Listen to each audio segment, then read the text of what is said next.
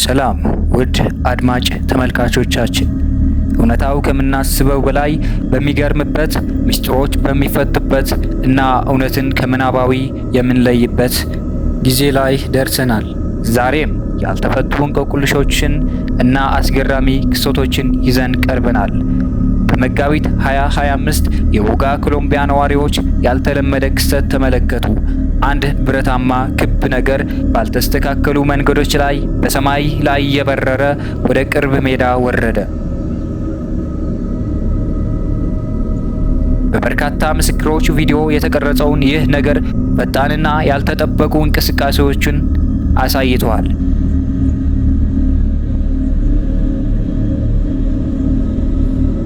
ይህም ተመልካቾችን አስገርሟል እናም አስጨንቋል።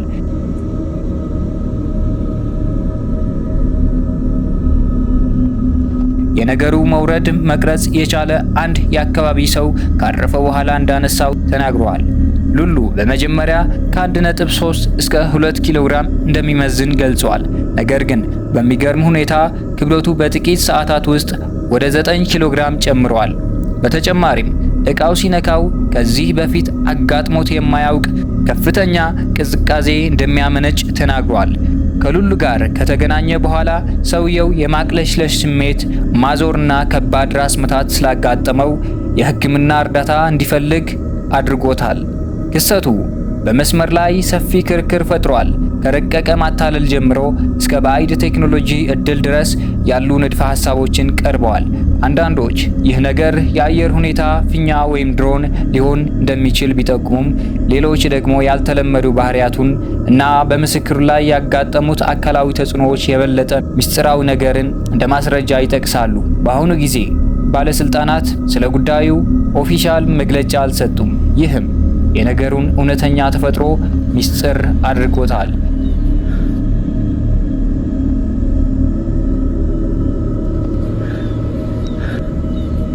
እንደ አውሮፓውያን አቆጣጠር በ2011 የብራዚል ዩፎ ተመራማሪ ኤዲ ሚሬልስ በቻፓዳ ዲያማንቲና ብሔራዊ ፓርክ ባሂያ ብራዚል ውስጥ ተከታታይ ፎቶግራፎችን አንስቷል። እነዚህም ከዚያን ጊዜ ጀምሮ በዩፎ ማህበረሰብ ውስጥ ከፍተኛ ክርክርን ፈጥረዋል። ከነዚህ ምስሎች መካከል ጁዋን ሚሬልስ ከመጀመሪያው የዩፎ ጋር የተወሰደ የራስ ፎቶ በማለት የጠራው ምስል የሚያበራ ክብ ነገር ከኋላው በሰማይ ላይ ሲንሳፈፍ ያሳያል። ሚሬልስ በላ ካስካዳ ዴላ ፑሪፊኬሽን ፏፏቴ አቅራቢያ በእግር ሲጓዝ ምስጢራዊውን ሉል እንዳየና በርካታ ፎቶዎች እንዳነሳ ተናግሯል። ከ40 ደቂቃዎች ገደማ በኋላ መኪናውን ያለ ምንም ማብራሪያ እንደቆመና ተመሳሳይ ነገር ከሱ በላይ ሲንሳፈፍ እንዳየ ተናግሯል።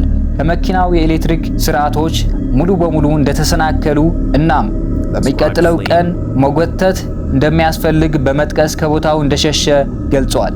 ከክስተቱ በኋላ ሚሬልስ እሱና የምርምር ቡድኑ አባላት ወታደራዊ ልብስ በለበሱ ግለሰቦች የቤት ውስጥ ወረራዎችን ጨምሮ ትንኮሳ እንደደረሰባቸው ተናግሯል።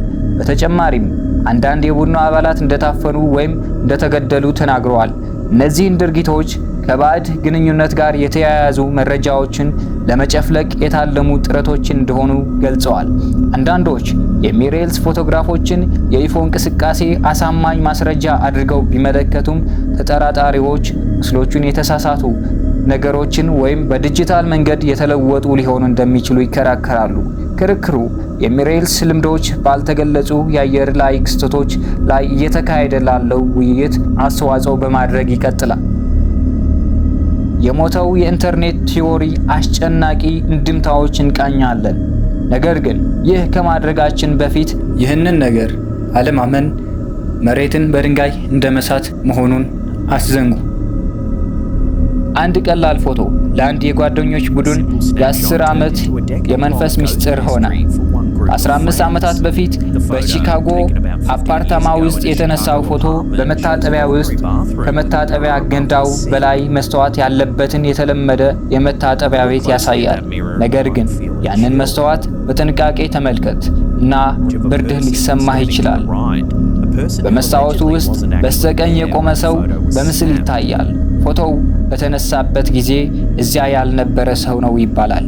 ፎቶው ያነሳው ጓደኛ ሬዲት ተጠቃሚ ዋንደርፉል ጊር 3172 ከመግባቱ በፊት አፓርታማው እየጎበኘ ነበር። በመስታወቱ ውስጥ ብልጭታውን በግልጽ ማየት ትችላላችሁ እና ፎቶግራፍ አንሺዋ ከካሜራ ብልጭታ ጀርባ ያለችው ሮዝ ለብሳ ያለችው እሷ ነች። ነገር ግን በቀኝ በኩል ከኋላዋ ሰማያዊ አናት የለበሰች ሌላ ሴት ትታያለች። አስፈሪው ነገር እውነተኛ ሰው የመስታወቱ መንፈስ በሚታይበት ቦታ ቆሞ ቢሆን ኖሮ ከፊሉ ከመስታወቱ እይታ ውጭ የሚታይ ነበር። ትከሻዋን ወይም ጎኗን በመታጠቢያ ውስጥ ትታይ ነበር። ነገር ግን ፎቶው በመታጠቢያ ውስጥ ምንም ነገር አያሳይም፣ የመስታወቱ ምስል ብቻ። ይህ ምስጢራዊ ሰው በመስታወቱ ውስጥ ብቻ እንደነበር ያህል ነው። የጀርባው ታሪክ የበለጠ አስፈሪ ያደርገዋል። ያ አፓርታማ ለጓደኛው ከመጀመሪያው ቀን ጀምሮ መጥፎ ስሜት ሰጥቶት ነበር። ያልተገለጹ ድምጾች፣ በሌሊት የተከፈቱ ካቢኔቶች እና እንቅልፍ ለመተኛት ስትሞክር በመተኛው ፍራሽ ላይ የማይታይ ሰው ተቀምጦ የማየት ስሜት እንደነበራት ሪፖርት ተደርጓል። ረብሻዎቹ በጣም ተደጋጋሚና አስፈሪ ከመሆናቸው የተነሳ ውሏን ሰርዛ ቀደም ብላ ወጣች። ቦታው መንፈስ ያለበት መሆኑን እርግጠኛ ሆና ነበር። በኋላ ላይ የድሮ ፎቶዎችን ስትመለከት ነው ያንን አስፈሪ ምስል በመጀመሪያ ጉብኝቷ ከመታጠቢያው ቤቱ መስታወት ውስጥ ተደብቆ ያየችው። ለዓመታት ይህ የጓደኞች ቡድን ምስሉን ለመፍታት ሲሞክር ቆይቷል። የፎቶግራፍ ስህተት ወይም አንድ ሰው የሪልቶር የቤት ጓደኛ በድንገት በፍሬም ውስጥ መያዙን አስበዋል። ነገር ግን ምንም ማብራሪያ በትክክል አይገጥምም። እዚያ የነበሩ ሁሉም ሰዎች ተለይተዋል። ታዲያ እዚህ ምን እየሆነ ነው ብለው ያስባሉ?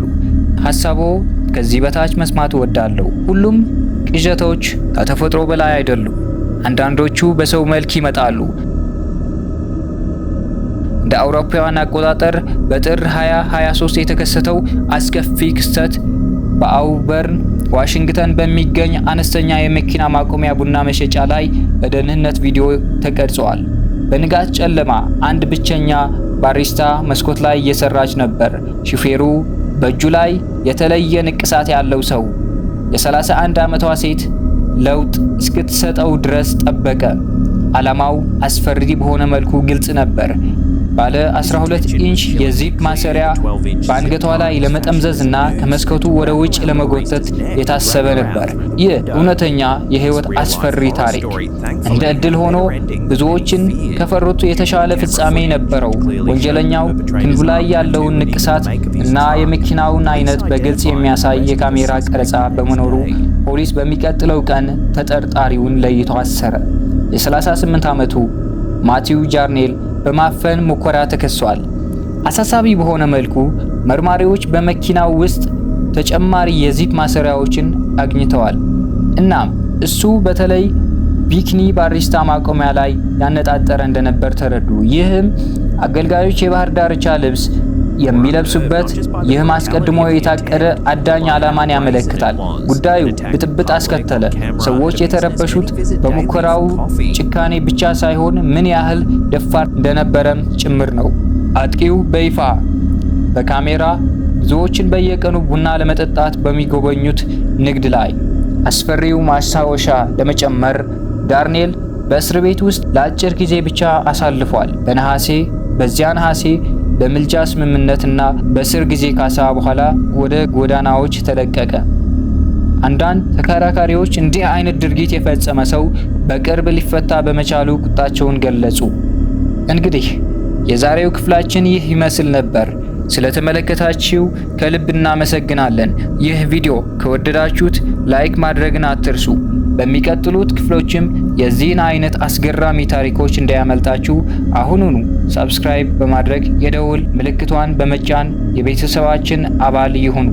አስተያየታችሁ ለኛ ትልቅ ትርጉም አለውና ከታች ባለው ኮሜንት ቦታ ላይ ምን እንደምታስቡ አሳውቁን። በሚቀጥለው ጊዜ እንገናኝ። ሰላም።